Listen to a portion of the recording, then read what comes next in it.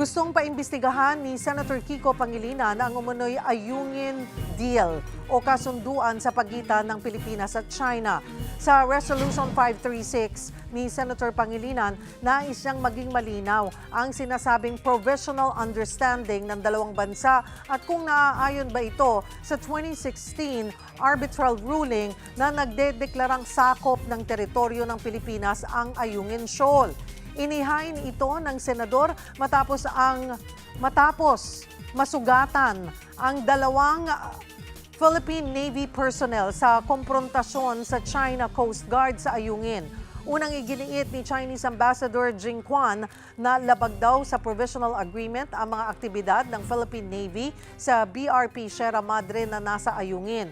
Pero una nang sinabi ni Defense Secretary Gilbert Teodoro na wala siyang alam dito. Iginagalang naman daw ng Department of Foreign Affairs ang mandato ng Senado na magsagawa ng mga pagdinig. Welcome daw ito sa kanila para linawin ang mga issue sa kasunduan sa tamang forum.